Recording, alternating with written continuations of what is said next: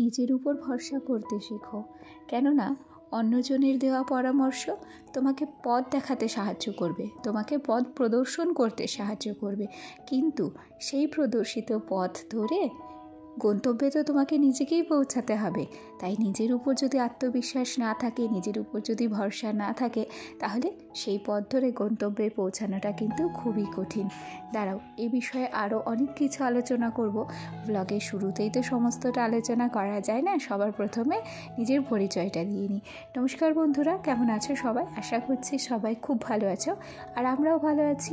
রিমি সুজিত কাপল ব্লগের আরও একটি নতুন ভিডিওতে তোমাদের সবাইকে অনেক অনেক স্বাগত জানিয়ে আজকের ভিডিওটি স্টার্ট করছি।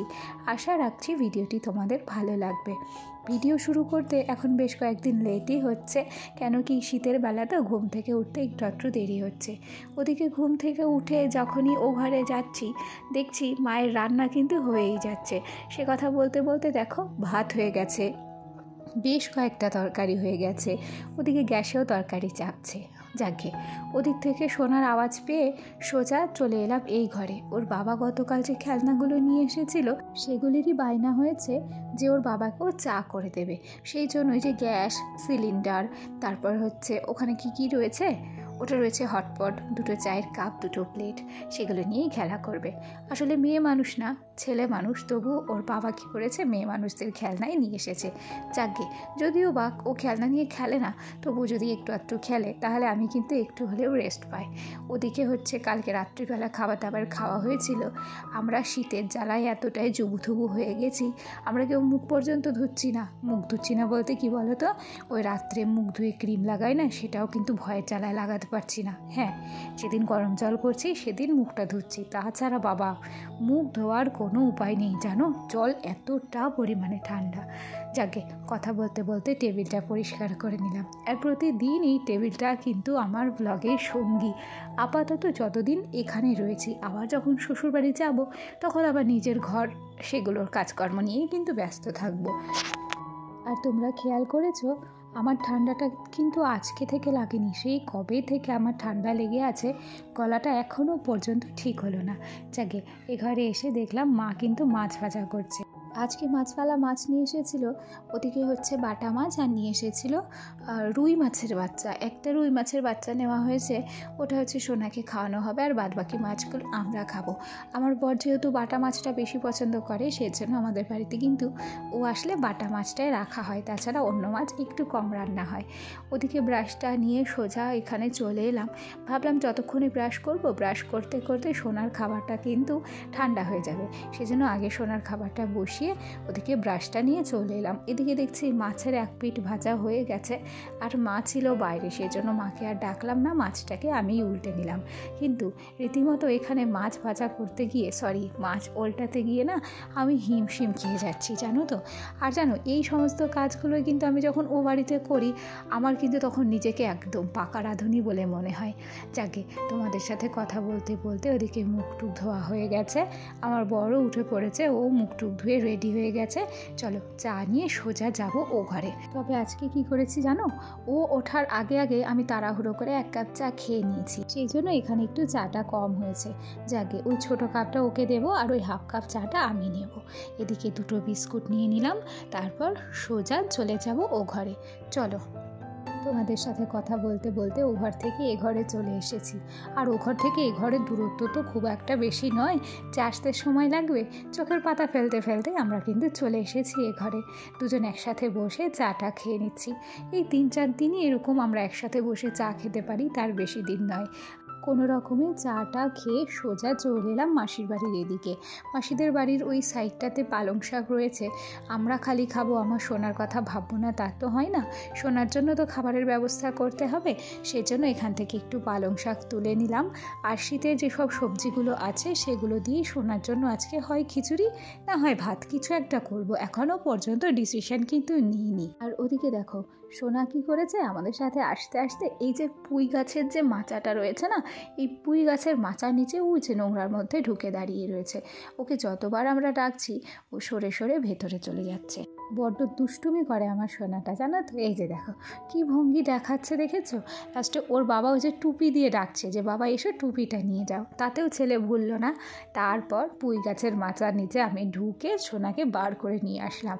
আর এই তো ইতিমুহূর্তে দেখো সোনার জন্য সবজিগুলো কেটে নিচ্ছি। ওদিকে একটু মটরশুঁটি নিয়েছি, ওদিকে আলুটা কেটে নিচ্ছি, একটু গাজর নেব আর দেব পালং শাক। এগুলো দিয়ে সোনার খাবারটা আজকে তৈরি করে নেব। আর সোনার খাবারে প্রতিদিনই একই সবজি কিন্তু ব্যবহার করি। 2-1 দিন পেঁপেটাকে দিই, 2-1 দিন পেঁপেটাকে বাদ দিয়ে দিই। তবে জানো তো আমার সোনা না প্রতিদিন আর খিচুড়ি খেতে চায় না। 1-8 দিন যদি আমাদের নিজেদের খাবারের থেকে একটু ভাতটা ওকে মেখে দিই তাহলে ও কিন্তু ভালোই খেয়ে নেয়। যাকে এদিকে কিন্তু আমার সবজি কাটা রেডি। ওদিকে গাজরটাকে কিন্তু আমি গ্রেটারে গ্রেট করে নিয়েছি। আর এই যে দেখো এই সমস্ত সবজিগুলোই রেডি করে নিয়েছি। সোজা চলে এসেছি এ ঘরে সোনার জন্য খিচুড়ি বানাতে। আজকে সোনার জন্য একটু ফোড়ন দিয়ে খিচুড়ি রান্না করছি। অন্যান্য দিন সমস্ত কিছু একসাথে দিয়ে চাল, ডাল, তেল, লবণ, হলুদ আর একটু কাঁচা লঙ্কা দিয়ে একবারে সিটি দিয়ে দিই। আজকে আর সেরকম কিছু করব না।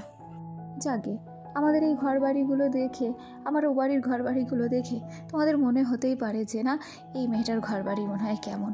আসলে কি বলো তো, সবারই ইচ্ছা হয় একটু ঘরবাড়িটাকে সুন্দর করে তৈরি করতে, নিজের সংসারটাকে একটু নিজের মতো করে গুছিয়ে নিতে। আমারও ঠিক সেরকমই ইচ্ছে হয়, জানো তো। আমিও কিন্তু সেই ইচ্ছার বিরুদ্ধ নই, কিন্তু কি বলো তো, একটু সময়ের অপেক্ষা। সবাই তো আর সব কিছু শুরুতেই পেয়ে যায় না, তার জন্য কিন্তু স্ট্রাগল করতে হয়। আমরাও কিন্তু একটু স্ট্রাগল করছি।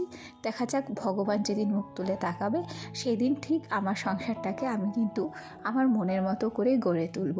আর তার উপরে রইলেও তোমাদের আশীর্বাদ। তোমাদের আশীর্বাদ যদি সঙ্গে থাকে, সাথে ভগবানের আশীর্বাদও যদি থাকে, একদিন না একদিন ঠিক সমস্ত আশা কিন্তু পূর্ণ হবে। এই মনের জোরটা নিয়েই কিন্তু চলছি। যাই হোক, সোনাকে খাওয়ানো দাওয়ানোর পর আসছিলাম একটু রাস্তায়। ইতিমুহূর্তে দেখো কার সাথে দেখা হয়ে গেল, ছোট্ট গোপাল সোনার সাথে দেখা হয়ে গেল। মনটা সত্যি বলছি খুব আনন্দে ভরে উঠল। সত্যি এই সমস্ত দর্শন যদি পাওয়া যায়, এদের দর্শন পেলে না জীবন ধন্য হয়ে যায়, জানো।